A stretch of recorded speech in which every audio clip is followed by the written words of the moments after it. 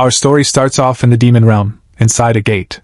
Usually, this place is a death trap, but right now it looks pretty deserted. A massive, bird-like foot stomps through the dry dirt, kicking up clouds of dust. It belongs to Sasa, a yellow snake monster with legs. He's stalking something in the wasteland. He finds a tiny sprout poking out of the ground and closes in for the kill. Suddenly, the ground erupts. That sprout wasn't just a plant, it's a mandragora, and it's not happy. Sasa flinches back as the root monster leaps out to confront him. The two monsters face off in the clearing, both looking ready to rumble. Mandragora's eyes glow with a menacing purple light. Sasa isn't backing down either, his own eyes flashing a bright red. He lunges forward with his mouth wide open, letting out a screech. The deadly battle turns out to be a chaotic, tiny brawl. Gura watches from the sidelines, wondering who's going to take it today. Heirin is there too, betting that the outcome is already obvious, even if the fight looks intense. Mandragora winds up and goes for a Superman punch, mid-air. Sasa barely ducks under the attack, completely surprised by the move. Mandragora doesn't miss twice. It lands a leaf slap right across the snake's face. That's the final straw.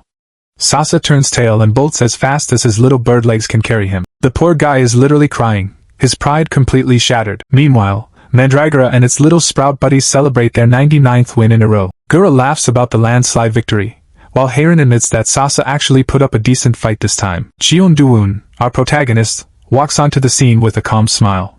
He's seen this show before. He sees the exhausted Mandragora panting and tells it to hold on a second. Instead of a weapon, Do-woon pulls out a jar of moisture cream and scoops some out. He sits at a table and starts gently rubbing the cream onto the monster's leaves to soothe them. The Mandragora is in heaven, blushing and cheering as it gets pampered. Suddenly, a little girl named Kim Nari runs up, her stomach growling.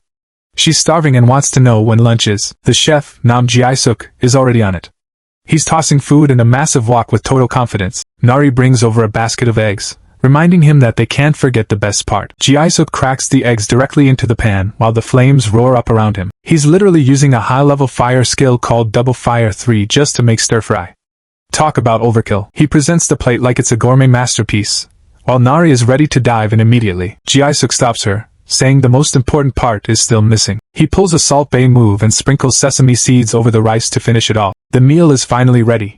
Do-woon picks up his monster friend and heads over to the table. Ji-suk starts bragging about his secret sauce while Heirin and Gura look on in anticipation. It's a massive pile of special kimchi fried rice, topped with a perfect fried egg. The whole group, humans and monsters alike, sits down at a giant wooden table to eat together. Nari takes a huge bite, her cheeks bulging with food. The taste is so good it literally makes her eyes sparkle with the galaxy. She screams that it's the best thing ever, and Ji-suk just laughs and tells her to eat up. Heirin gives him a rare compliment, and the chef gets all flustered and happy about it. Do-woon takes a scoop to see if it really lives up to the hype. He realizes that living in the demon realm like this actually isn't too bad. The skincare and a full stomach did the trick.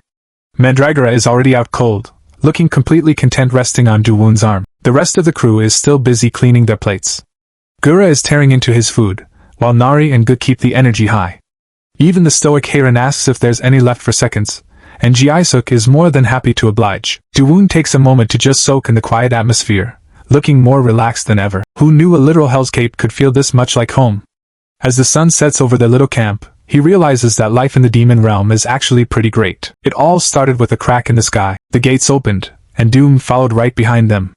Monsters swarmed the cities, tearing everything apart. But then, a few chosen humans awakened as hunters. With these new hunters leading the charge, humanity finally had a chance to fight back. Cities were rebuilt, and for some, life almost went back to normal. But the monster threats never stopped coming. The unnamed hunter leader was on the front lines every single day. The problem was, there just weren't enough natural hunters to hold the line forever. They needed more firepower, and they needed it fast. So they made their own artificial life forms, the chimera hunters. These things were built for one thing only: killing monsters. They were fast, efficient, and completely disposable. The experimental materials were pretty grim, mostly death row inmates and animal corpses. They harvested minerals from inside the gates. Then they mixed in monster cells. The labs were filled with failed experiments that didn't make the cut. But eventually they figured out how to mass-produce these hybrids to survive. The scientists and hunters called it the ultimate partnership. Hunter deaths plummeted, and the world started looking like home again. Deep inside an illegal research facility, a couple of techs were finishing up their shift. They head down to the 18th floor to check on the high-grade storage.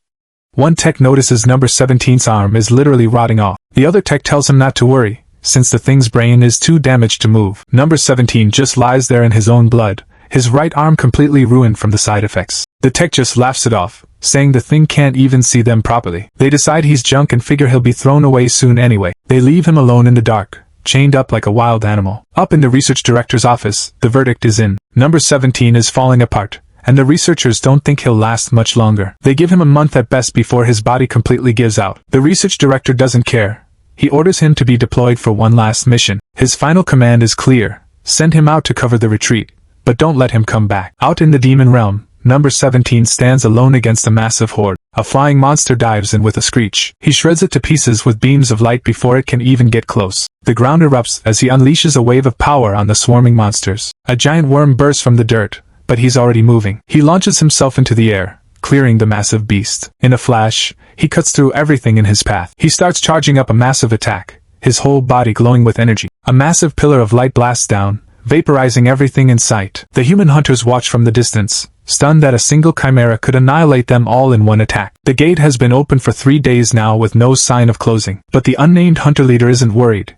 With their S-rank chimera on the field, he figures they can hold out indefinitely. He grips his weapon, keeping a sharp eye on the perimeter. The leader slices through a stray monster that managed to get past the initial line of defense. With the area mostly cleared, he gives the signal for the final phase of the operation. The rest of the team starts their retreat, heading back through the gate as fast as they can. The unnamed female hunter hesitates, asking if they're really just going to leave that one behind. The leader doesn't care. He knows the chimera's lifespan was already up anyway. She feels a pang of guilt about the sacrifice, but he tells her not to bother since these things are basically just objects. To him, Number 17 is just a mindless tool that follows orders and nothing more. While the humans talk about him like trash, the chimera is still out there crushing monsters. He continues to slaughter everything in his path, completely oblivious to his team's abandonment. His only remaining goal is to finish securing the retreat route as ordered. He unleashes a massive burst of energy that completely clears the battlefield. With the mission finally complete, Number 17's monstrous body begins to break down. His orders were clear. Once the route is secure, he doesn't need to come back. He tries to initiate a return command, but his damaged mind can't find the protocol. He slowly realizes that he isn't allowed to leave this place. The final report shows a perfect mission: 0 hunter deaths and over 1,800 monsters killed. As he lies dying, fragments of an unrecorded past start to float to the surface. His life starts flashing before his eyes like a broken film reel. He watches scenes from his past life that he hasn't thought about in decades. It all goes back 79 years, to when he was just a kid in an orphanage. Young Cheon Do-woon was always getting into trouble for fighting back against bullies. Eventually, the director had enough and kicked the 9-year-old boy out into the street. He was left all alone, shivering in the snow with no one to help him. That's when a black van pulled up. Some guys were looking to snatch kids from the slums for cheap. Before he knew it, he was strapped to a table, being used as a test subject for a new experiment. The researchers labeled him Number 17, and they didn't even bother to use enough anesthetic. They pumped his veins full of monster cells to see if his body would reject them. He convulsed as the transformation began, but the researchers just watched to see what would happen. To their shock, there were 0 side effects. He was the perfect match for the monster cells. He developed incredible powers but somehow managed to keep his human appearance and ego. They kept him locked away for years, treating him like nothing more than a lab rat. 64 years ago, he was still huddled in a cold cell, waiting for the next round of testing. Eventually, they started deploying him in the field, and he actually started protecting people. He'd unleash massive bursts of blue light to vaporize any monsters in his way. Even back then, he was reaching out a hand to help those who couldn't fight. People would thank him for saving them, not knowing the monster he was being forced to become. One of the hunters even felt bad, apologizing for putting such a heavy burden on a young kid. But all those memories were just fading ghosts in his dying mind. Now, Cheon Do-woon stands in the ruins of the demon realm, back in his human body but with no idea how he got there. In another memory, a researcher notices Number 17 hesitating and wonders if his mind is finally starting to break. The unknown researcher laughs manically, excited to finally see some side effects after years of perfect stability. 54 years ago, they were already deep into the project, having transplanted over 500 different types of monster cells into his body. Strapped down and looking like a beast, Number 17 was hailed as the facility's greatest success with an unmeasurable S-rank power level. By 20 years ago, they were treating him like a wild animal, dangling raw meat in front of him just to see his reaction. He lunged at the food with such animalistic ferocity that he terrified everyone in the room. To the public, he was just a disgusting object that parents shielded their children from. His only rewards for a lifetime of service were high-voltage shocks used to keep him under control. But as his life as a monster finally ends, all those missions and all that pain start to dissolve into the air. He looks back at the long, bone-strewn path he's been forced to walk for nearly 80 years. Suddenly, a tiny spark of light flickers in the darkness of his fading consciousness. His skeletal structure begins to knit itself back together, piece by piece, from the dust of the demon realm. The hundreds of types of monster cells in his body start to hum with a new, uncontrollable energy. New muscle and tissue weave themselves over the bone, recreating a human form from the inside out. A massive explosion of white light signals the end of his time as the facility's chimera. When the dust settles, a pair of human feet stand firmly on the barren, dusty ground. Cheon Do-woon stares at his human hands in shock, barely able to believe he's no longer a monster. He stands alone in the vast, silent demon realm, a man reborn in the heart of a nightmare. Standing in the middle of a wasteland, Cheon Do-woon wonders if he's actually back to being human. He tests his body and claws pop out of his hand, confirming he's still got his monster abilities. He's just glad the facility hasn't come looking for him yet. He looks down at his wrist and notices the test subject numbering is finally gone. It looks like his body is functioning through undead-type monster cells, letting him revive as long as his core stays intact. Despite what the researchers said about human and undead cells not mixing, his body is feeling like it's in prime condition. For the first time in years, the mental fog and the spells that used to control him are completely gone. If his life as a mindless weapon is over, he needs to figure out a new plan. He thinks back to a researcher who told him he had violent tendencies and suggested he try to actually help people for once. That guy even gave him a real name, Cheon Do-woon, which apparently means helping 1,000 people. He laughs it off because that sounds like total nonsense for a slum orphan like him. Now that he's free, he wonders if he should be looking for revenge. But honestly, revenge needs a target right in front of you, and he's stuck in the middle of nowhere. The past feels like ancient history now, and he just doesn't have the same burn for vengeance that he used to. He figures he'll deal with them if they ever cross paths, but getting back to the human world is basically impossible right now. He stands tall against the sunset,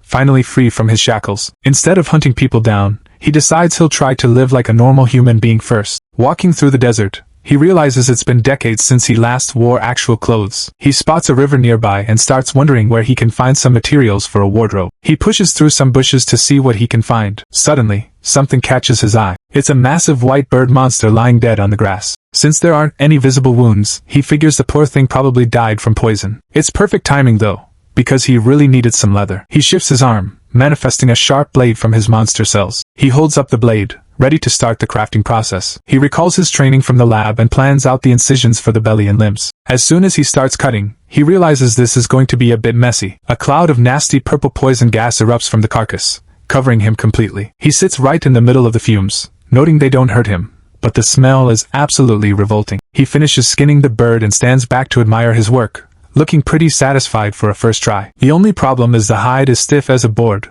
almost like he's holding a sheet of metal. Then, he gets a bright idea on how to fix it. He starts hammering the leather with high-speed punches, using sheer force to break it in. He stops for a second, wondering if this is actually how tanning works, or if he's just making it up as he goes. Surprisingly, the brute force method worked. The fur is incredibly soft now. He holds up the new leather to his body, checking if it's the right size. Behind him, the bird's head suddenly twitches. He spins around in shock as the dead bird lets out a squawk right behind him. He reflexively goes for a strike but holds back at the last second when he realizes the creature is alive. He ignores the bird for a second to finish up, tying a vine belt around his waist. Not bad. The monster hide tunic fits him perfectly. But as he looks down, he sees a huge purple poison stain right on the chest of his new shirt. Cheon Do-woon stares at the bird, realizing the thing is actually alive. The bird keeps making these weird noises, and he starts to wonder if it can actually understand what he's saying. Seeing it move after being stiff as a board, he figures it must be an undead type, just like him. In the past, he probably would have just finished it off, but since it's already weakened and not a threat, he doesn't see the point. He decides to give the creature a break, figuring since they both got a second chance at life, they might as well try to live it well. With that, he just turns around and walks away, leaving the bird to its own devices. Now that he's got his clothes situation sorted, his next priority is finding a decent place to live. He wanders into a dark cave, but he's immediately greeted by a giant, angry centipede monster. The thing is huge and looks like it wants a snack, but he doesn't seem the least bit worried. He takes one look at the dark, dingy surroundings and decides this place is definitely not for him. Reject. After dealing with the monster, he officially marks the cave as a no and moves on to the next spot. His house hunting takes him to a freezing mountain range next, where the snow never stops. He runs into some Yeti monsters that are clearly not happy about having a visitor in their territory. He leaves a trail of unconscious Yetis behind him, figuring the cold is one thing, but finding food here would be a total nightmare. Another rejection. Next stop is a humid jungle, where everything looks slimy and the air is thick enough to chew. He walks right back out, rejecting the place for being way too hot and sticky for a home. Finally, he finds this massive waterfall area that actually looks pretty nice for a change. He never thought he'd find anything beautiful in the demon realm, but this view has him reconsidering his expectations. The water is crystal clear as he hops over the rocks to get a better look at the river. He lands gracefully by the riverbank, really starting to like the vibe of this area. There are tons of fish swimming around, which is basically a free buffet waiting to happen. Even though they look like they could bite his hand off, he's already thinking about how good they'd taste grilled over a fire. He starts imagining a cozy log cabin right here, with a nice spot for a campfire to grill his catch. There are even some vibrant yellow flowers blooming nearby, really adding to the whole scenery. Standing in the middle of the lush woods, he feels a sense of peace for the first time in forever. He officially approves the site, dubbing it the Cheon-do-woon house. But just as he's settling in, a blue rift suddenly cracks open in the ground right in front of him. A high-tech scouting robot pops out of the portal, surrounded by sparks and thick smoke. The robot's sensors flare up red as it scans the area, questioning if it has finally reached the demon realm. First things first, he needs to clear a spot for the house. He uses mana threads to strip away the trees in the clearing. They slice through the trunks like a hot wire through butter. Just like that, the site is ready to go. Next up, he bundles the good timber together with his threads. He's got plenty of wood, but the ground is looking a bit uneven. He levels the dirt in one quick blast of power. Perfect. It's flat and gets plenty of sunshine. Now he just follows his gut and starts building. He hoists a massive log like it's a feather to set the corner posts. Laying down the floorboards is actually kind of fun for him. Since he doesn't have any nails, he uses snail-type monster mucus as glue. It's basically waterproof and gets as hard as stone once it dries. For the finishing touches, he pulls out more silk threads. Most monsters won't even want to get close to this thing. He wraps the whole cabin in silk moth thread for insulation. Looks pretty cozy. Cheon-do-woon stands back to admire his work, but something still feels off. He remembers those old educational videos from the research facility about human homes. They always had a yard with plants and a pet dog, but he can't exactly find a golden retriever in the demon realm. So, a vegetable garden is the next best thing. Then it hits him. There's a snowy mountain nearby with just the right plants. He heads up toward the summit where the magical energy is the thickest. The heavy snowfall reminds him of the day he was kidnapped. He was just a kid, dying in the cold before they took him in. But now, his chimera body doesn't even feel the hunger or the freezing air. The snow starts to let up just as he reaches the densest energy pocket. He finally finds what he was looking for, mandragoras. These things are basically the sunfish of plants. They're super sensitive to stress. He decides to go for the young ones that might adapt better to a move. He braces himself for the legendary mandragora scream as he pulls one up. Instead of a death wail, the little guy just makes a cute hing sound. He picks up another one, and it just starts sniffing his hand. They're totally relaxed, nuzzling into his palm like they're sleep-talking. Usually, if you uproot these in the human world, they scream and die instantly. But these guys aren't even trying to escape. He realizes it's because he has mandragora cells in his own body, so they see him as one of their own. He tucks the 3 young specimens into his belt to take home. He's already thinking about the tea he can brew once they grow up, but he's got to keep coaxing them along for now. His peaceful gardening trip gets cut short when he senses hunters nearby. Do-woon decides to kill 2 birds with 1 stone. Since he's already out, he might as well look for some gate stones so he can get back home later. Nearby, Kim Tae-hoon is fuming. Their leader used them as bait and left them for dead. A pack of snow rabbits is closing in, and they're not the friendly kind. Kim Tae-hoon barely manages to get a mana shield up to block the first wave of fangs, but he's running on fumes.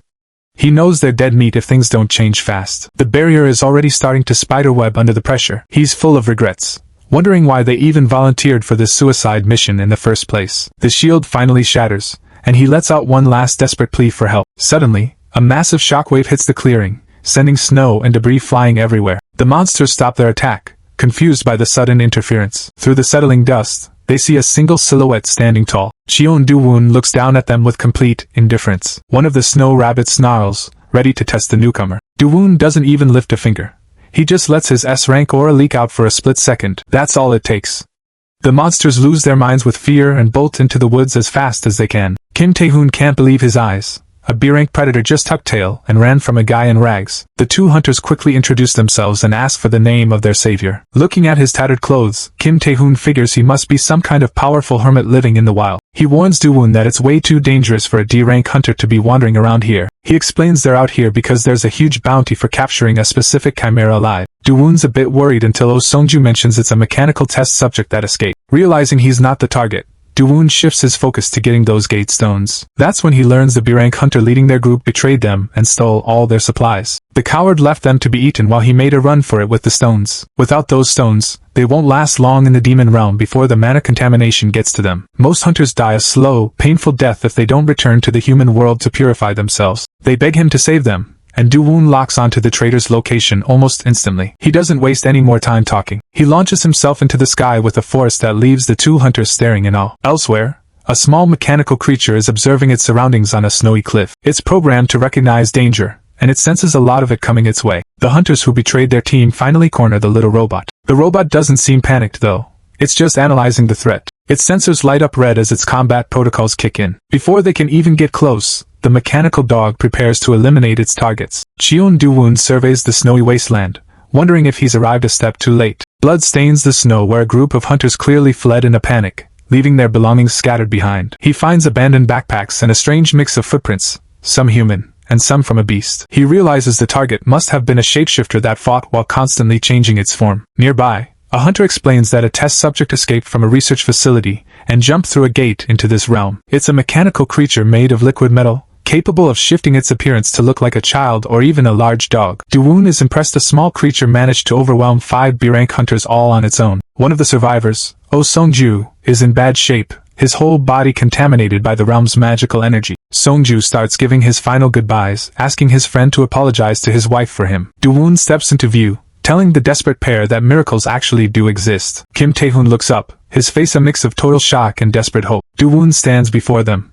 somehow having recovered all the gear they thought was lost. Taehoon drops to his knees and begs the stranger to save them from this nightmare. Dawoon notes they lack gate stones, which are the only way out of this lawless realm. Taehoon pulls out 2 checks worth 10 million won each, offering them for just a single stone. Dawoon accepts, figuring the cash will come in handy when he eventually returns to the human world. He hands over a gate stone, and it immediately snaps into place to open a glowing portal. Taehoon is overwhelmed with gratitude, promising he'll never forget this kindness. As they prepare to leave, Dawoon asks what the current market price for gate stones is back home. Taehoon admits his info is a bit old, but they usually go for about 1 million won now. Realizing he just overcharged them by 20 million, Dawoon decides to offer a little extra service. He grabs the dying man, and mana starts erupting around them, which completely terrifies Taehoon. Injecting mana directly into someone is a death sentence if their energies clash, something even A-rankers avoid. But Songju feels his body being purified as the hostile energy is completely wiped out. It worked.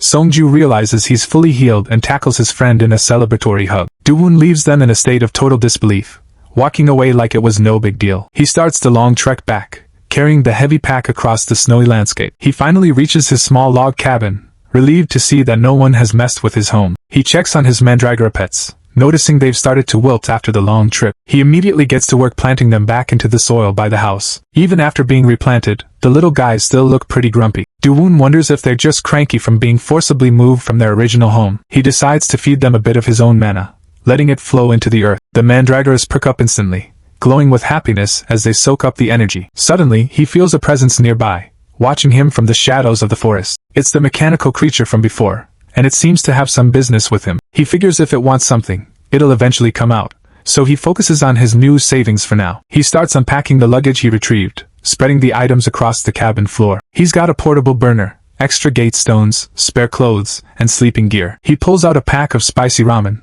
and the sight of it brings back memories of his childhood in the orphanage. With a grin, he decides it's finally time for a decent meal. He heads down to the river to get some water, following the cooking instructions to the letter. Cheon Dawoon spots a massive, sharp-toothed fish jumping from the river and decides it's the perfect addition to his meal. He recalls that people usually add a little something extra to their ramen to make it special. The fish is certainly a step up from plain noodles and should add plenty of flavor. He finds some large, strange-looking eggs in a nest nearby and wonders if they can serve as a substitute for chicken eggs. Since there are no green onions in the middle of the demon realm, he grabs some local greenery that looks similar enough. With his ingredients gathered, Dawoon heads back to his cabin to start the cooking process. Unknown to him, the mechanical creature has followed him all the way home and is watching from the bushes. The little robot watches intently, its mechanical stomach rumbling at the thought of actual food. Dawoon fires up the portable burner, though he's a bit stumped on exactly when to throw the monster fish into the pot. He decides the easiest way is to just boil everything together and hope for the best. As the pot starts to simmer, a dark, heavy aroma begins to drift across the clearing. The mandragoras look absolutely disgusted,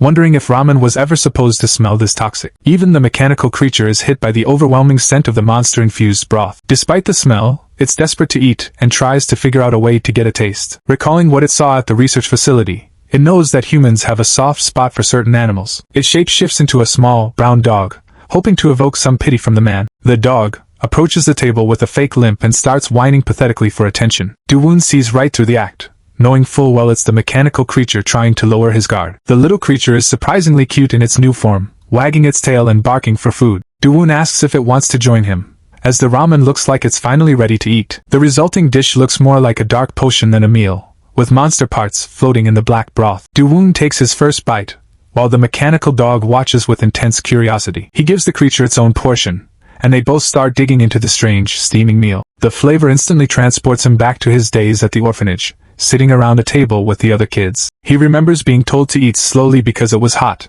the warmth of the memory matching the meal. Do-woon smiles, satisfied that the taste is exactly how he remembered it from all those years ago. The dark energy from the ramen spreads out across the forest, a signal that something powerful is being consumed. The smell is so intense it literally knocks the mandragoras unconscious right where they're planted. After they finish, Do-woon looks at the dog and notices it's standing perfectly fine now. He points out that the creature was limping on its left foot earlier, catching the little monster in its lie. Cheon Do-woon looks down at his tattered rags, thinking it's fine since he's still got one clean set left. But then, something catches his eye. That weird mechanical creature is back, and this time it's trying to pass itself off as a rock.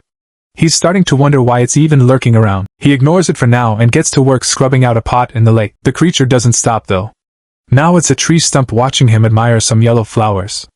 It keeps changing forms, but it doesn't actually do anything. Then it turns into a tiny robot, bee, and starts buzzing around like a maniac. Looking at its behavior, Do-woon figures its mental age is probably under 5 years old. It's definitely a bit clumsy for a high-tech machine. The little robot even starts crying when an actual bee gets too close. Do-woon just stands there watching the meltdown. He sighs and turns away, telling himself the flowers are pretty while the robot tries to hide right behind him. Laundry day is proving to be a lot more work than he expected. At least he managed to save his last white t-shirt. He hangs it up to dry on a line in the woods, planning to go check on his mandragoras next. As soon as his back is turned, the creature jumps up and snatches the shirt right off the line. It decides it wants to wear clothes just like him. It pulls the oversized shirt on, looking pretty proud of its new outfit. Suddenly, a bright light flashes, and the robot's form begins to soften. The machine transforms completely, turning into a little girl with long brown hair.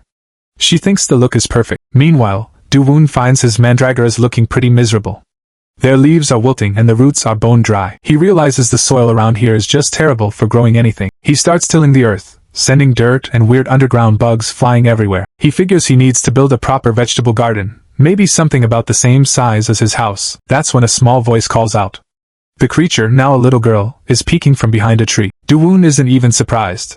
He just notes that she's finally decided to speak up. She nervously points at his spider-web-covered log cabin and asks if that's really his house. Seeing how nervous she is, Do-woon decides it might be fun to tease her a little. He asks her which tribe she's from, and the girl completely freezes up. She starts frantically pointing toward a distant waterfall, claiming she's from a very faraway place he couldn't possibly find. She blurts out that she's from the coconut tribe, and insists the clothes are hers now because of finders keepers. Do-woon just chuckles and tells her she can keep the shirt. The girl is so relieved she practically glows. She claims she was kicked out of her tribe and has a big favor to ask. She bows deep, begging him to let her live there too. She leans in close, explaining that there are no scary bugs in this spot. She nervously twists the hem of her shirt, saying it just feels safe here. Do-woon gives her a soft smile. He can tell she's just exhausted and needs a place to rest. He agrees to let her stay, but only if she's willing to do her share of the work. She's all in. He asks for help tilling the garden so he can move the mandragoras. She grabs a thick log, determined to show him just how strong she really is. With one massive swing, she smashes the ground, sending a shockwave through the dirt. Do-woon watches the destruction, realizing she isn't even trying to hide her true nature. Or maybe she just doesn't know how a normal child acts. He formally introduces himself and asks for her name. She doesn't have one, so he decides to give her a new identity.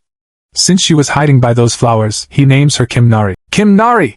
She shouts, clearly loving the sound of her new name. With her superhuman strength, the garden is finished in no time.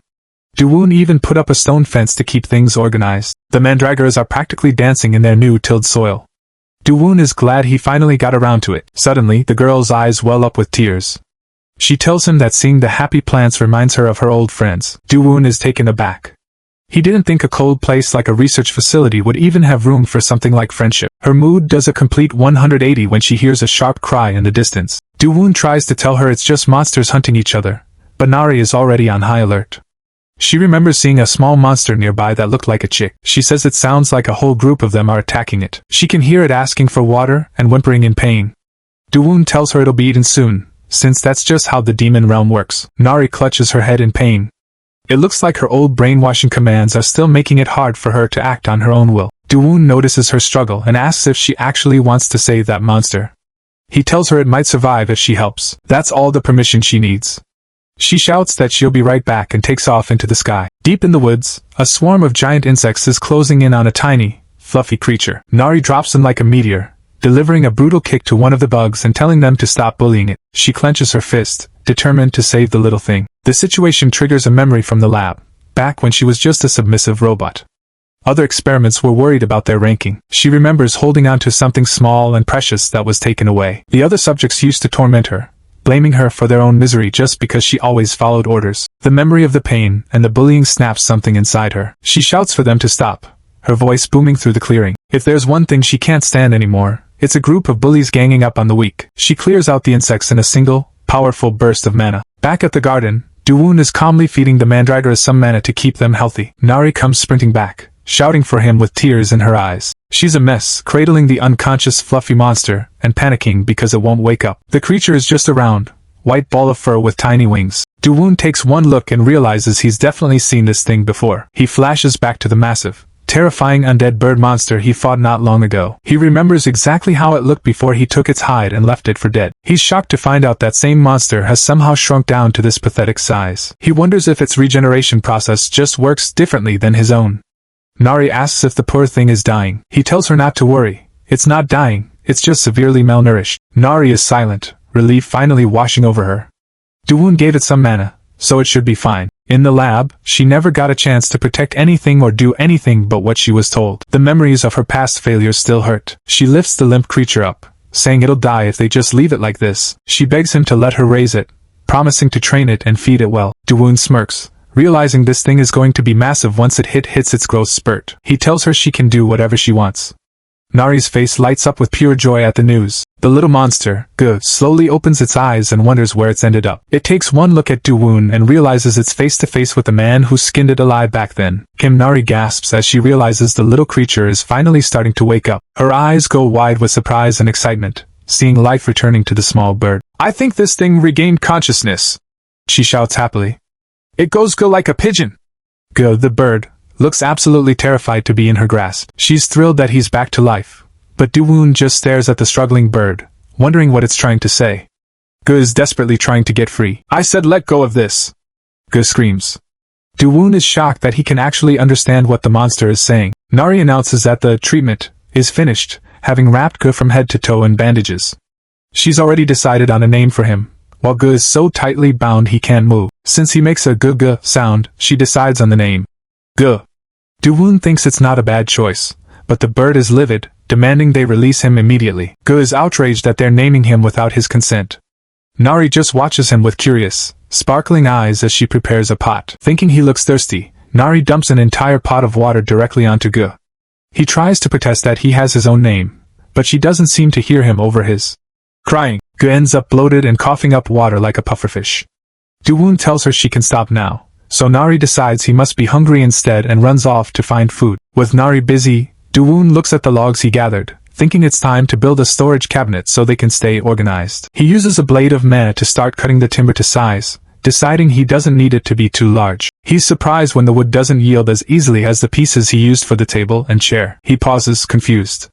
He's doing everything the same way as before, so he can't figure out what the problem is. From the table, Gu pipes up, explaining that wood color denotes its properties.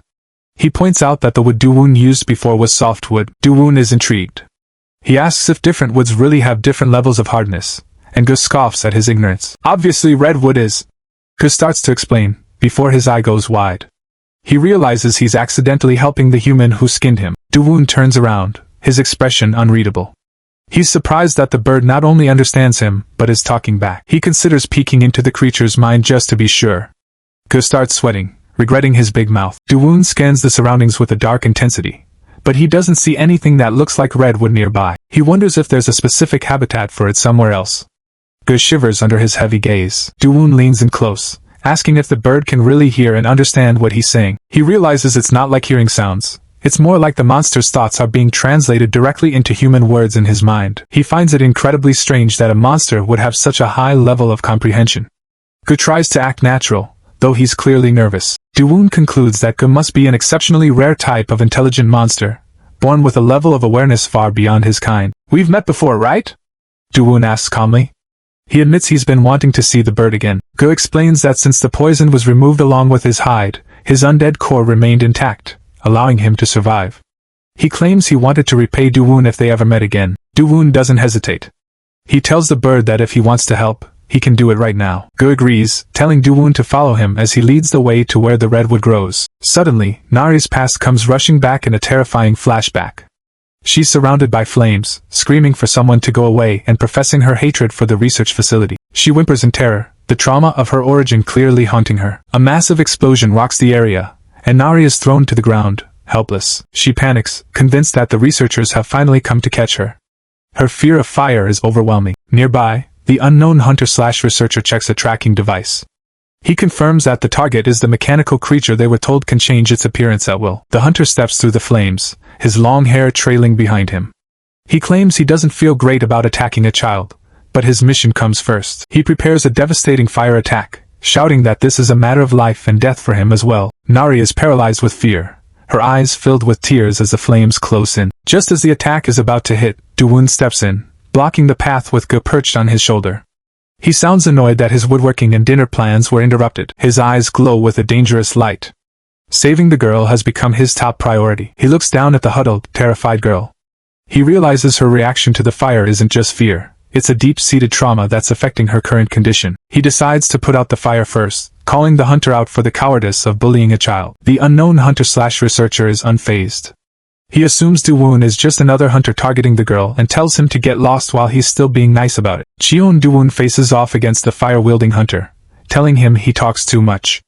Behind him, Kim Nari is still huddled on the ground in fear. "Don't ruin the almost done meal," Dowoon warns, his anger rising as the hunter's flames continue to rage around them. The unknown hunter/researcher unleashes a massive wave of fire, determined to take down the man standing in his way. Dowoon remains calm, holding Ge on his shoulder while preparing to counter the fire with a focused mana attack from his fingertip. With a single, powerful blast, Dowoon completely nullifies the hunter's fire, causing a massive explosion of light and energy that clears the air. The hunter is caught off guard, his eyes wide with shock as his ultimate attack is easily shattered. "What the?"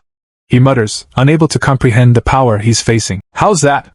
Dowoon asks coolly as the dust settles, his expression stern and unimpressed by the hunter's efforts. The area is cleared of fire, and the massive crater around them shows the intensity of the brief clash.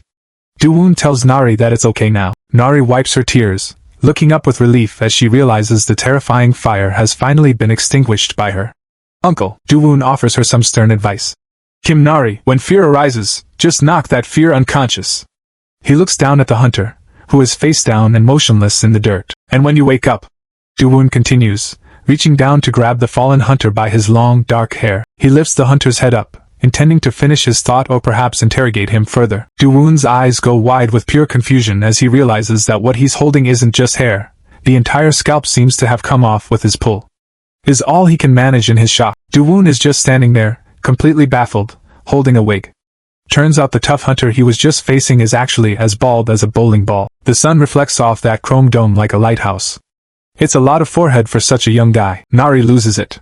She starts laughing so hard she's got tears in her eyes, shouting about how funny being bald is. Just like that, her fear is gone.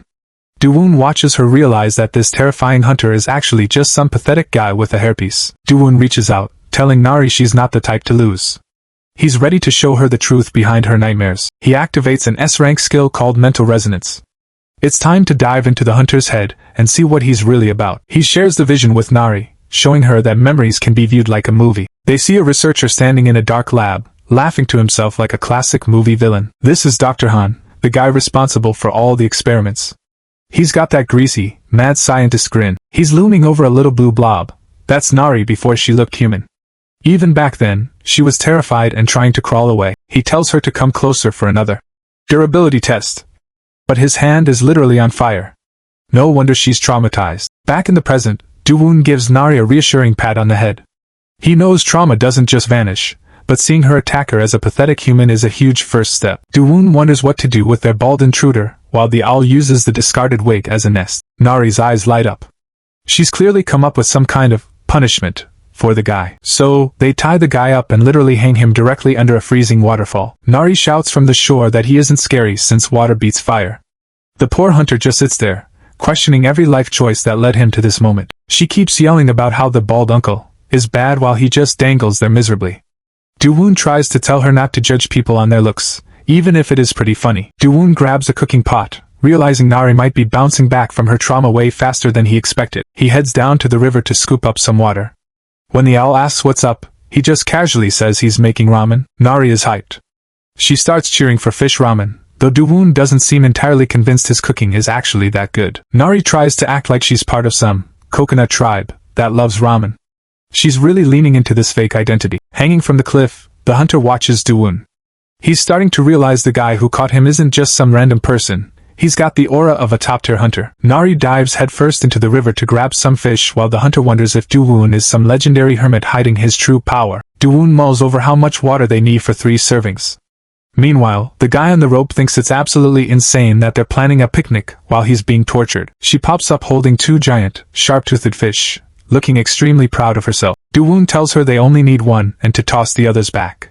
The hunter hanging in the background just can't believe how casual they're being. The hunter is horrified. He's watching them try to boil a whole, live monster fish and thinking it's going to taste absolutely disgusting. Nari just plops the fish right into the cold water. The guy watching thinks they're using way too much water for a decent broth. Nari is doing a little victory lap, totally excited for dinner. The hunter is internally screaming because they clearly have zero idea how to actually cook ramen. Suddenly, a loud shout stops them both in their tracks.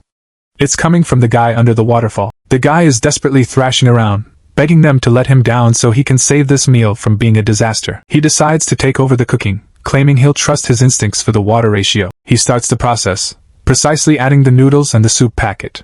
This guy takes his ramen extremely seriously. He doesn't even have a timer. He's counting his own heartbeats to time the boil perfectly. 270 thumps for the ideal texture. He hits the count and launches into his finishing move, the air shower. He's lifting those noodles high like it's a religious experience. Apparently, giving the noodles a bit of a breeze while they cook is the secret to making them perfectly chewy. He's sweating from the intensity, thinking that even in a place as dangerous as the demon realm, a man has to have standards for his food. He looks pretty proud of himself. For a guy who was just hanging from a cliff, he's really found his calling as the group's chef. The final result is a pot of pure ramen, with stats that would make a gourmet chef jealous. No regrets indeed. They all lean in to smell it. Even Nari has to admit this looks way better than whatever Do-woon was trying to make. Do-woon takes the first bite to see if the hype is real. They all sit down for a peaceful meal.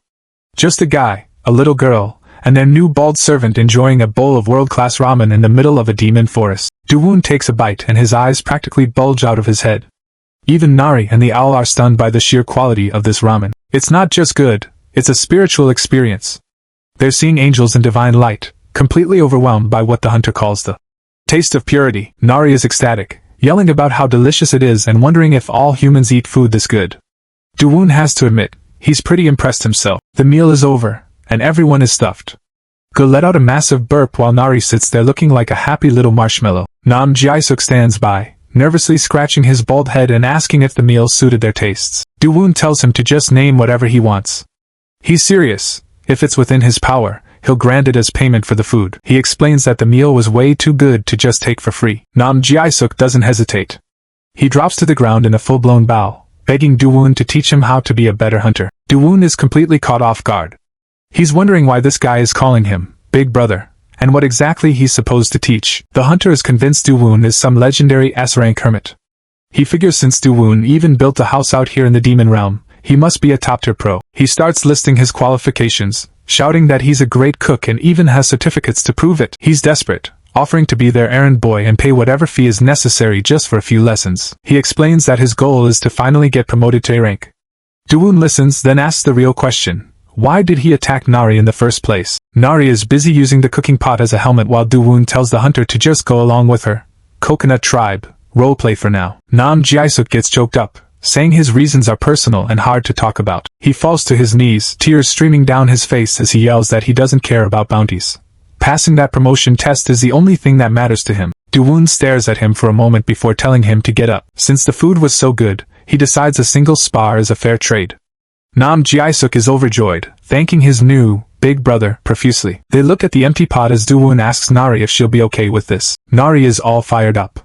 She remembers Do-woon telling her to knock out anything scary, and now she's ready to face her fear of fire head-on. Nam Ji-suk gets a bit cocky, laughing that while Do-woon is strong, he's not exactly a weakling either. Do-woon just points toward a massive black rock and asks if he can break it. The hunter realizes it's black jade, a stone several times harder than diamond. He laughs it off, saying that breaking something like that is impossible for anyone below A rank. A massive shockwave erupts as Do-woon effortlessly shatters the stone into pieces. Nam Ji-suk is left sweating and trembling, realizing he just told an A rank plus monster that something was impossible. Nari steps up, her body shimmering as she calls out the bald uncle for their spar. As Nam Ji-suk prepares to fight, we get a look into his past.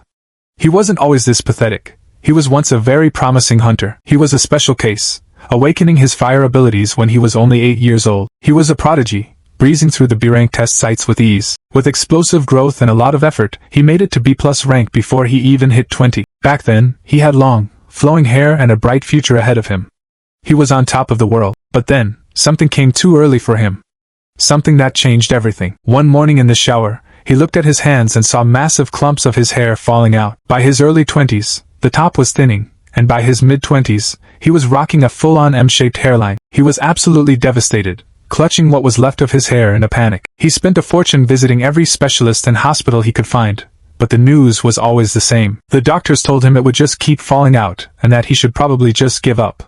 It was useless. He walked out of the hair clinic, a shadow of his former self. His handsome appearance and his talent both started to fade away as the stress of balding took over his life. He failed his rank-up exams and was eventually eliminated.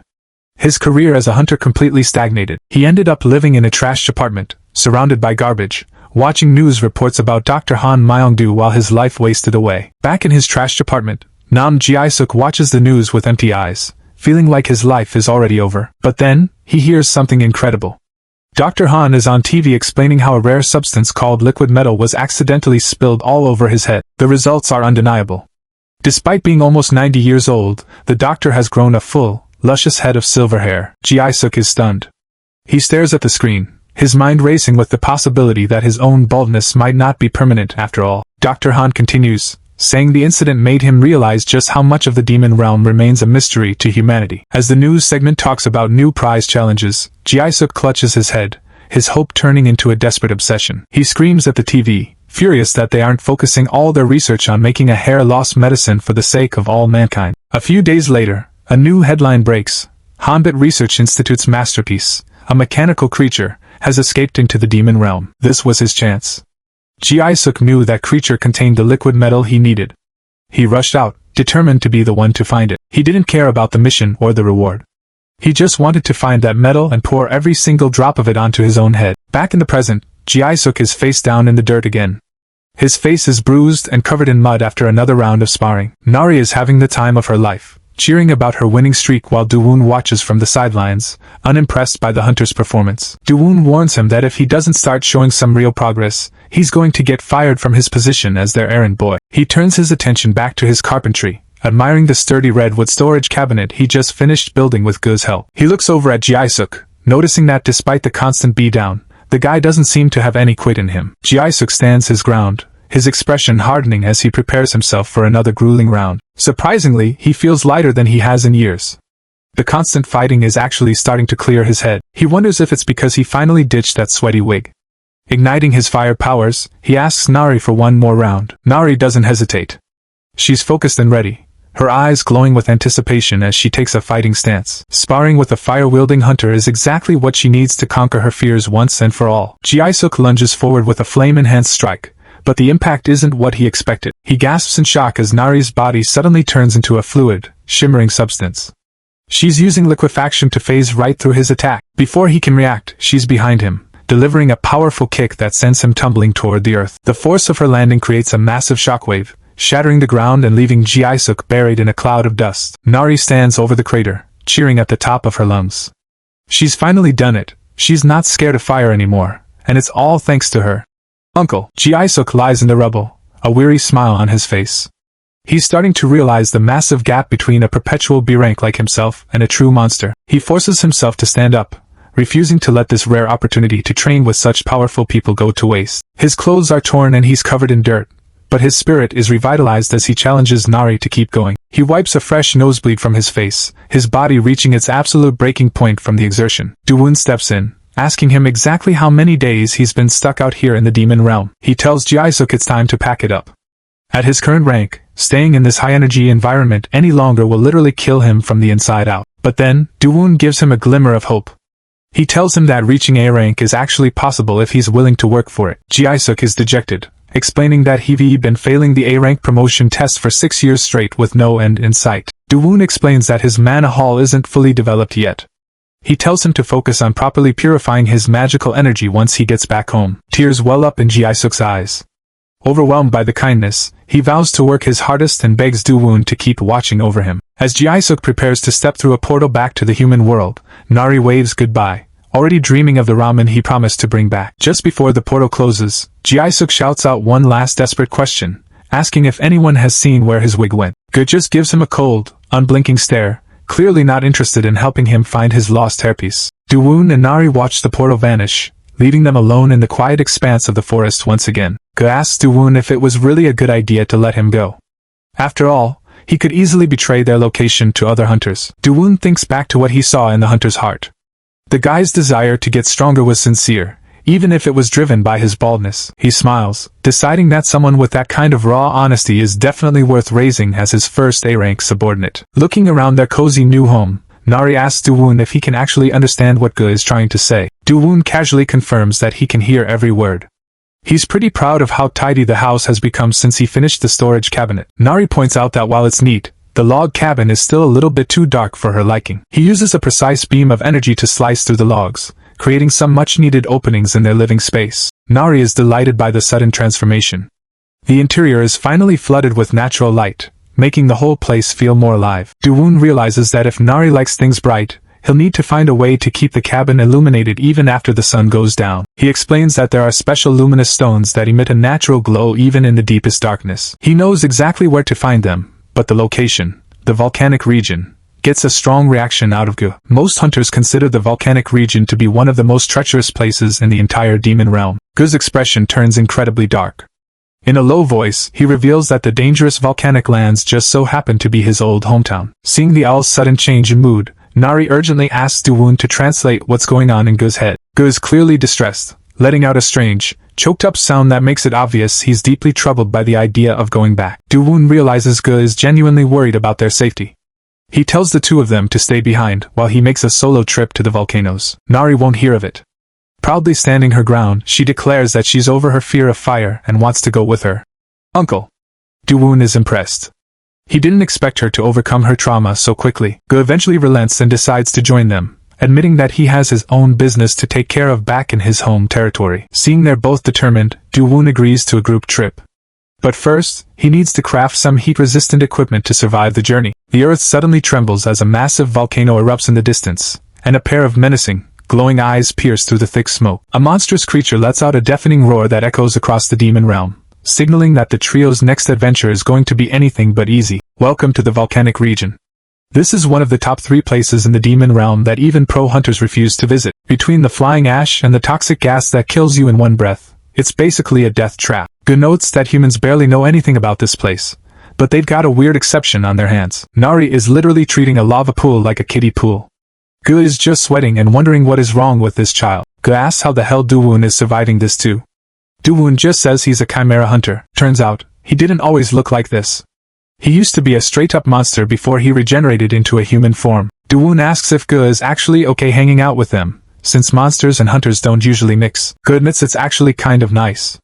Having someone to talk to is a huge upgrade from his old life. Nari runs up all excited, thinking they're both native residents of the demon realm now. She's having the time of her life, while Go just thinks she's incredibly naive. Do-woon figures the luminous stones should be right where the lava spouts are. Nari suddenly spots something through the smoke and freezes. They finally reach the summit, and Nari is ready to celebrate the view. The stones are right there, but so is a massive fire toad blocking the way. The big guy actually looks like he's crying. Nari points out another toad lying right in front of him. It's a sad scene. The female toad died while they were moving their eggs. Go explains that only the females carry the eggs on their backs during this season. Without her, those eggs are basically toast in this crater heat. Nari is clearly heartbroken.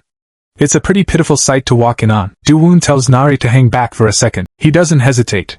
He jumps straight down into the crater. Gu starts screaming at him to get back, thinking he's lost his mind. The male toad is super sensitive right now, and getting close is a great way to get roasted. The toad lets out a massive fire blast, making Nari fear for her uncle's life. But Do-woon just walks through it, and taps the monster's snout. He tells the big guy to just take a nap for a minute while he slumps over. He used just a tiny bit of poison, nothing lethal, just enough to knock him out. Nari checks to make sure he's actually okay after that. Do-woon explains he has fire toad cells too, so he can't just leave them like this.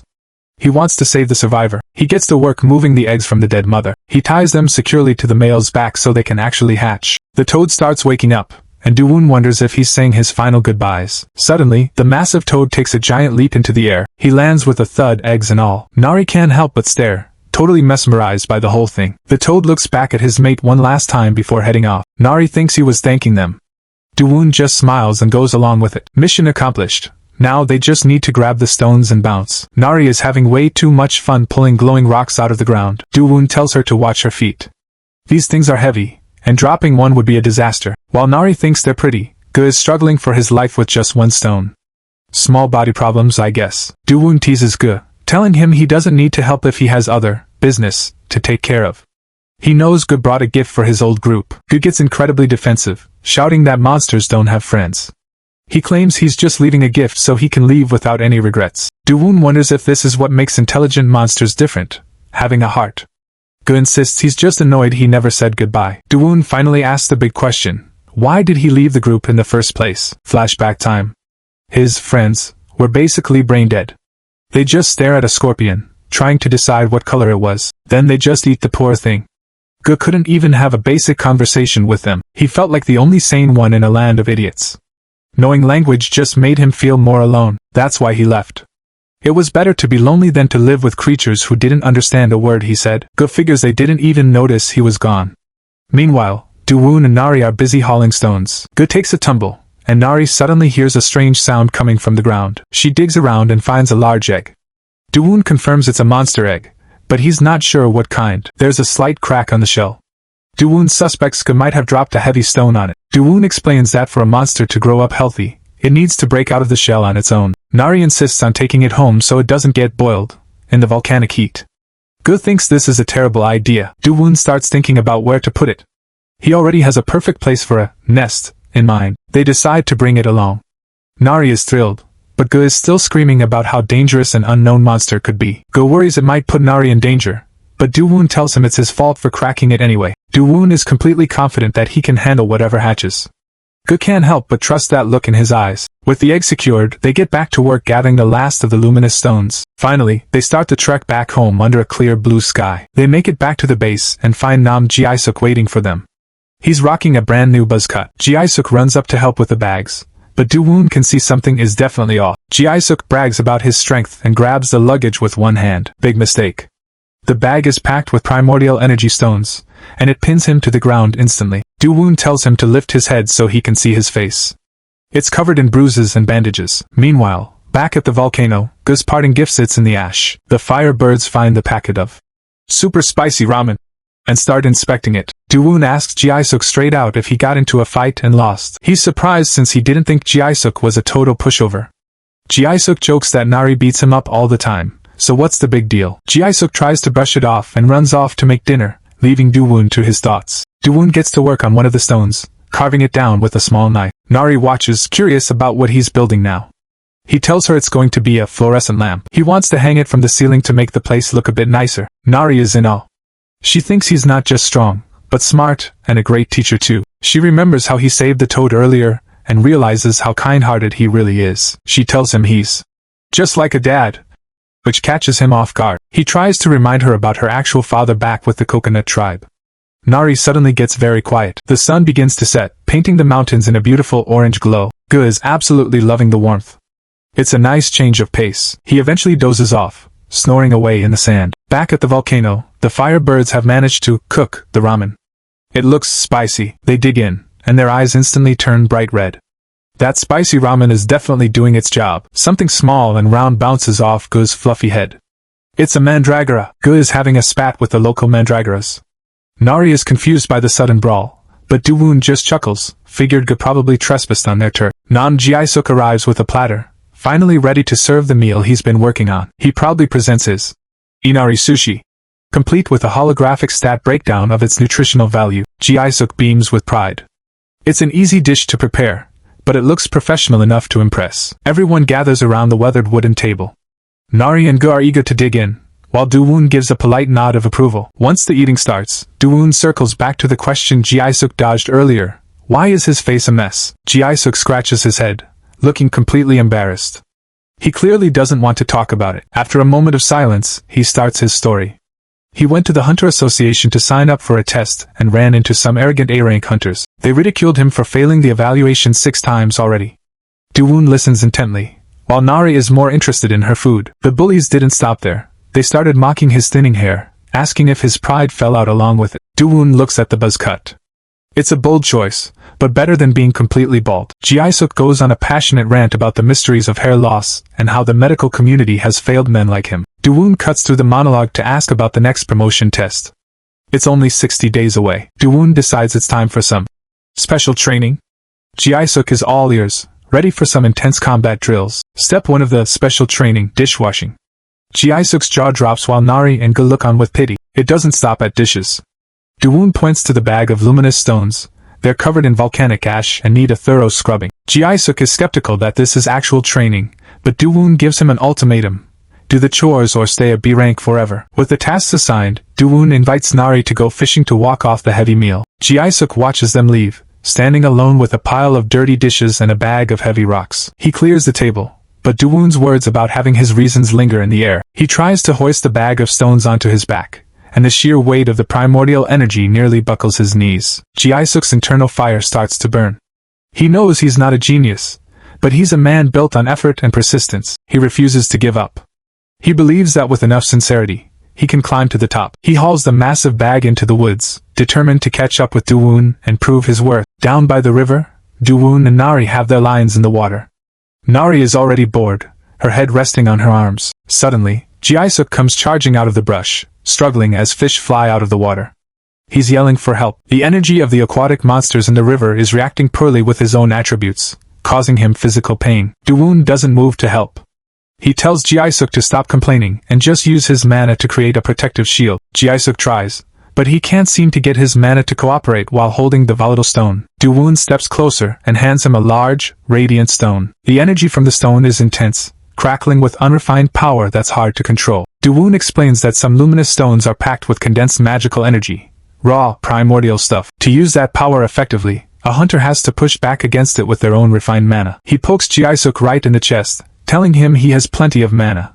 He's just incredibly clumsy at using it. Duwoon uses a touch of his own power to map out the mana pathways inside Ji-suk's body. A blue glow spreads across Ji-suk's arms as the pathways become clear for the first time. Duwoon instructs him to focus and flow his mana strictly along that newly formed path. Ji-suk grits his teeth, focusing every ounce of his will on the glowing stone in his hands. The air around him ripples with tension as he forces his mana to stabilize the stone's wild energy. With a triumphant shout, he lifts the massive luminous stone high above his head.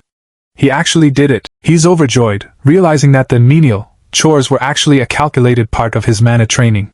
Duwoon just smiles and tells him to get back to the dishes. Ji-suk is all fired up now.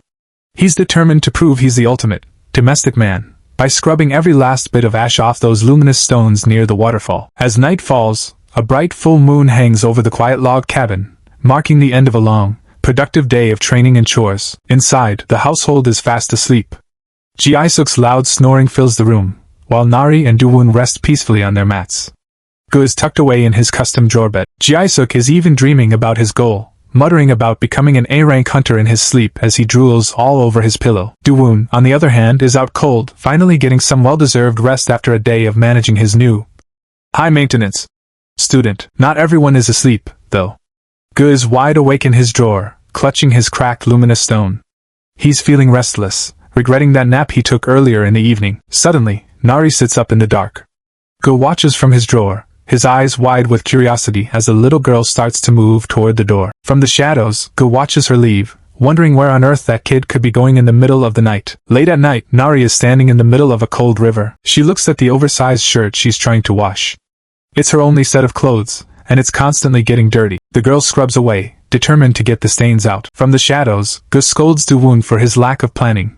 A young girl needs more than one oversized shirt to wear. Nari finishes up, relieved that the stain finally came out. Do-woon stares at his own bare feet, realizing just how thoughtless he's been. Nari poses happily, satisfied with her clean, albeit huge, garment. Do-woon steps out from behind a tree, catching her by surprise. He makes up an excuse about taking a walk with Go, and Nari quickly plays along. He asks her to stand still for a moment. Do-woon carefully ties the excess fabric with a makeshift belt and tucks in a flower. He manages to make the baggy shirt look like a cute dress, which clearly makes Nari happy. He specifically used forsythia flowers because he knows she likes them. A sudden rustle in the bushes startles the little girl. She immediately dives for cover behind Do-woon's leg, trembling. The hunter just lets out a small smile. It turns out it was just a steel grasshopper, not exactly a threat to someone like him. As they walk back, Do-woon asks if she needs anything else, like new shoes or outfits. Nari holds his hand tight, saying she's perfectly happy with what he's already given her. Meanwhile, near Slum District 13 in the human world, Do-woon steps through a portal right onto the street. Barefoot and in tattered clothes, he immediately starts drawing stares from the locals. He figures he should have brought Nari so she could pick her own clothes, but he doesn't want to trigger any trauma. He scans the area, trying to remember where the nearest clothing store was. Someone taps him on the shoulder while he's searching his pockets. It's Oh Bong-soo, a local kid offering to guide him to a shop for a 10,000 won fee. Looking at Do-woon's state, Bong-soo assumes he's just another rookie hunter who got robbed blind in the demon realm. The boy leads the way, checking to make sure his client actually has money to spend. Do-woon just gives a polite thanks and follows along. Bong-soo introduces himself and decides to call the hunter Big Brother, while they walk past the police patrol. He starts prying, asking if Do-woon is new to the whole awakened business. The kid's got it all figured out. He's convinced some thugs jumped Do-woon and took all his gear. Do-woon is impressed by how much the kid knows about the streets. Bong-soo gets defensive when called young, claiming he's 17 and just small because he doesn't eat well. He warns Do-woon to stay away from a specific part of District 13. Apparently, a group called the Space Gang has taken over, and even the cops don't bother going there anymore. The name, Space Gang, rings a bell. Do-woon wonders if the orphanage he grew up in is still standing. Inside a nearby shop, Boss Park is leaning on her counter, sighing over her failing business. She's specializing in children's clothes in a slum where nobody can afford to have kids. Bong-soo bursts in and calls her lady, earning him an immediate earful because she's still single. Do-woon looks around the store, realizing this is actually the first time he's ever gone shopping for clothes. Boss Park isn't interested in a customer who looks like a beggar, and pulls the boy aside. She starts strangling the poor kid, accusing him of bringing in another hunter who's probably broke. Boss Park continues her rant, pointing out that Do-woon looks like he doesn't have a penny to his name. Bong-soo tries to use her own words against her, reminding her about the pitiful hunters she used to care about. She isn't having it, and tells the kid to shut up while she offers Do-woon some money just to go wash up. Do-woon finally speaks up and presents a check for 10 million won, asking how much he can buy with it. Boss Park's brain completely stalls as she stares at the zeros. Bong-soo is just as stunned. 10 million won is a fortune in the slums. The atmosphere shifts instantly as Boss Park welcomes her VVIP to Happy Kung World with a full-blown customer service smile. While Do-woon enjoys some snacks, he lists out his order. He needs a full wardrobe for a preschool girl and some gear for himself. The shop owner is practically vibrating with joy, already seeing the profit margin. She jumps straight into the sales pitch, claiming that lace is the absolute foundation of a girl's wardrobe. Next up are active sets, which she insists are a must for any growing kid. Her golden rule is simple: if it's pink, it goes in the bag. For the first time in ages, the shop is full of sold out tags, and Boss Park feels like she's finally made it. With over 100 items ready, she offers delivery, but Do-woon decides he'll just carry the heavy load himself. Outside, Do-woon hands Bong-soo a fat stack of cash as a thank you. The kid follows him, still reeling from the payday, while Do-woon mentions he has one last favor to ask. They stop in front of an inn that Bong-soo recommended for its safety and kind owner. Do-woon tells the boy to wait outside while he goes in to settle something. Bong-soo starts overthinking. No one just hands out that kind of money without a catch. He clutches the cash and the shopping bag, wondering if he should just make a run for it before he gets kidnapped. He looks at the Happy Kung World bag and wonders if this hunter is actually as nice as Boss Park. Do-woon reappears at the door, looking satisfied with his business inside. He drops a key into Bong-soo's hand for room 303. It turns out he paid for a full year of rent and meals in advance, telling the kid to make sure he eats well. Bong-soo's eyes start to well up. He's never experienced this kind of kindness before. Do-woon begins to open a return portal, preparing to head back home. The boy can't help but ask why a stranger would go this far for a street kid like him. With a small smile, Do-woon tells him that he simply reminds him of his own past. Back at the sanctuary, Nari and Gu are there to greet him the moment he steps through. He drops the massive sack of clothes, and Nari is absolutely floored by the sheer amount of gifts. In the background, Nam Ji-isuk, still in his sheet, looks on while Nari dives headfirst into her new wardrobe. Do-woon tells her to go ahead and try them all on, but inside the hut, the monster egg is starting to act up. Cracks begin to spread across the shell as something inside fights to get out. Unaware of the hatching, Do-woon folds the clothes, finding a strange sense of peace in the domestic chore. Nari calls out to him, eager to show off her first pick. She steps out in a beautiful yellow dress and a matching sun hat, looking like a little princess. Do-woon gives her a thumbs up, and Nari can't help but blush at the compliment. She goes back for round 2, but this time she's having a bit of trouble figuring out how pants work. She ends up wearing an oversized white shirt over her head, pretending to be a ghost. Do-woon and Gu can't help but laugh at the girl's infectious energy. Next, she tries on a pair of sturdy new shoes, ready for a day out. She settles on a white hoodie with a chick emblem that looks just like her owl friend, Gu. Gu looks into the bag of clothes and worries that they won't have any room for all of them in the current house. Do-woon smiles and shows a blueprint of his plan to expand the sanctuary with a dedicated clothing room and built-in closets. Gu realizes this means they'll need to cut down even more trees. Do-woon reassures Gu that they have someone else to do the heavy lifting.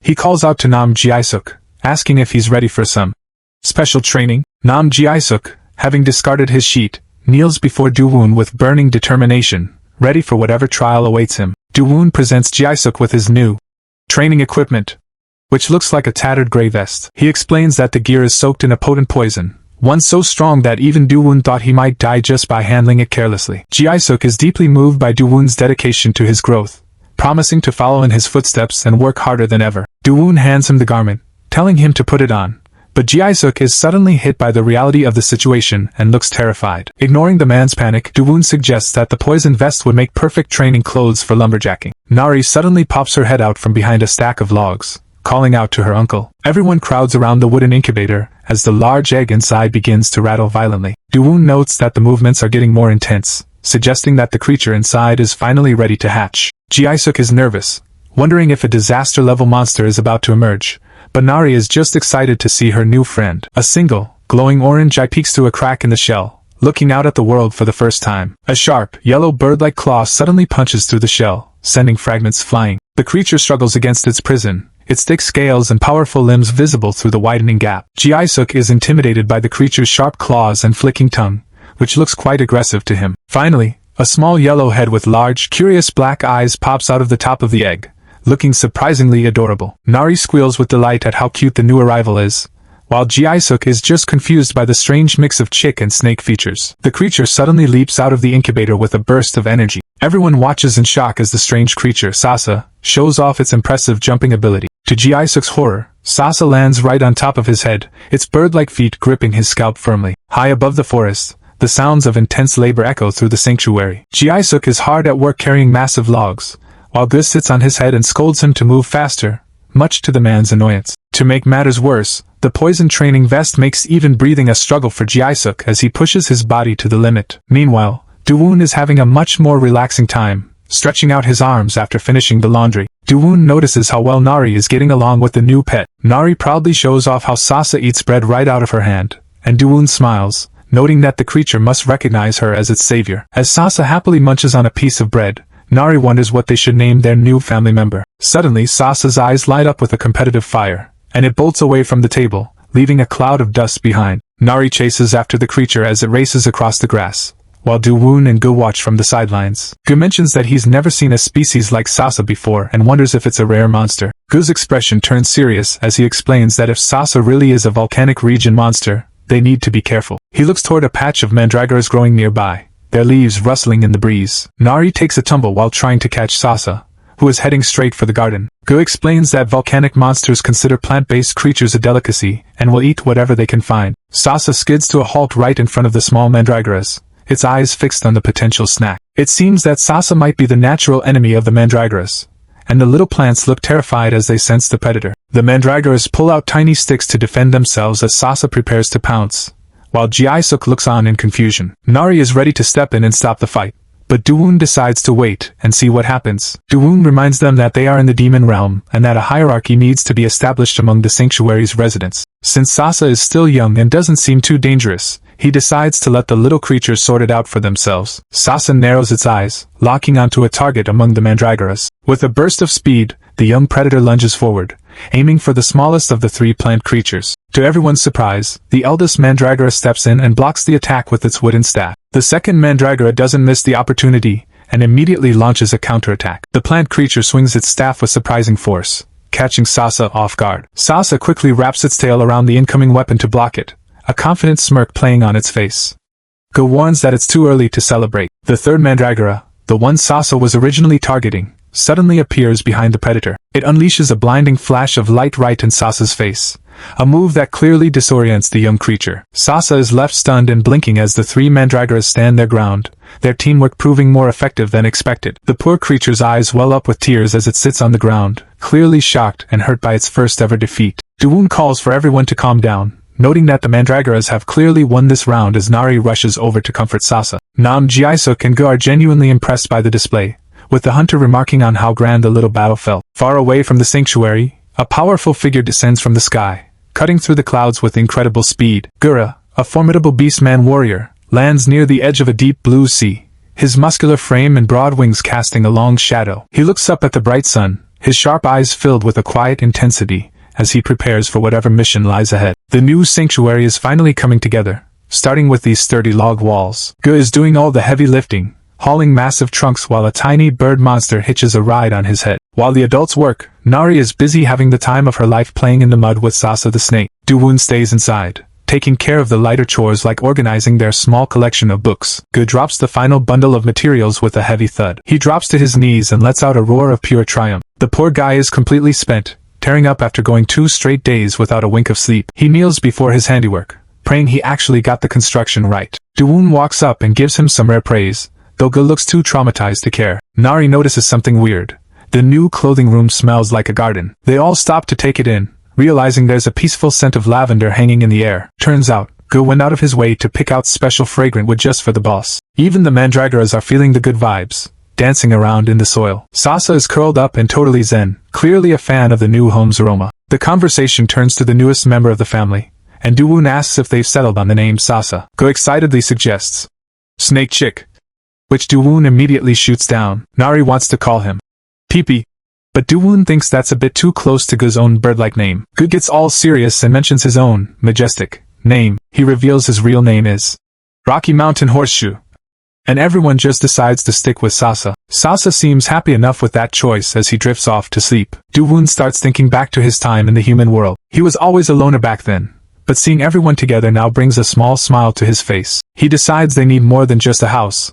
They need a proper fence for protection. Gu thinks it's overkill, but Dawoon knows they could have S-rank monsters or hunters knocking on their door any day. To build it right, they need high-quality materials, so Dawoon suggests a trip to the coast. Deep underwater, there's a rare yellow glowing quartz that would be perfect for the job. He's already imagining a cozy backyard with luminous stones, but the word coast makes Gu turn pale. While Nari celebrates a beach trip, Gu is practically coughing up his soul in terror. He looks like he's seen a ghost, stuttering about how dangerous that place is. He begs to stay behind, claiming he needs to go manage his magical energy or something. Dawoon asks what the big deal is, and Gu explains the coast is strictly off-limits to anyone below A rank. The area is ruled by 2 disaster-level monsters that strike fear into even the strongest hunters. Apparently, these things are chimeras that escaped from a research lab a lifetime ago. They've got the faces of birds but human bodies, and they aren't exactly welcoming to visitors. One of these birdmen is currently soaring through the clouds, unaware he's being watched. Down on the ground, a team of human hunters has him in their sights and prepares to launch a tracker. A hunter charges up a magical ring,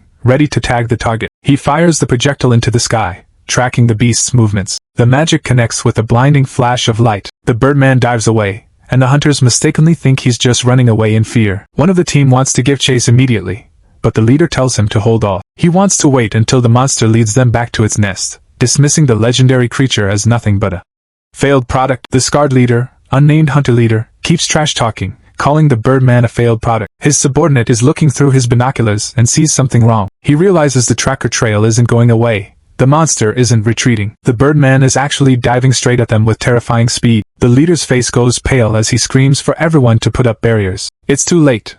The Birdman slams into their glowing defense with a massive strike. The barrier shatters like glass, sending the leader flying back. From high above, you can see the group completely wrecked by just one blow. The Birdman does a graceful mid-air flip, not done with his prey yet. He comes diving back down with his talons ready to rip them apart. The leader is pinned to the ground, helpless and staring death in the face. Out of nowhere, Nari leaps in and lands a solid punch right in the monster's chest. The Birdman is stunned, staring at this little chimera girl who just stopped him cold. He leaps back to put some distance between them, clearly confused. Nari is fuming, calling him a bully while Do-woon stands calmly behind her. The other hunter notices them and realizes their tracker is picking up a mechanical signal nearby. Do-woon gives Nari a head pat, realizing things just got complicated because of the tracker she's carrying. He looks out over the battlefield, knowing he has to step in now. He walks right up to the Birdman and asks if he still remembers his old roommate. The monster freezes, his eyes wide as the memories start flooding back. Do-woon keeps talking, sounding almost relieved to see that he's still alive. The subordinate hunter watches them, growing more suspicious of this newcomer by the second. The wounded leader orders a retreat so they can come back with a bigger force. The Birdman finally breaks his silence, his voice low as he recognizes his old friend. Flashback to the lab, showing the number tattoos they were forced to wear. They were just kids back then, both of them victims strapped to cold metal tables. The Birdman finally greets him properly, welcoming back his old roommate, number 17. Well, if you want Recap MANHUA to give you guys more bangers, hit that subscriber button and like button so I can make more juicy content for you.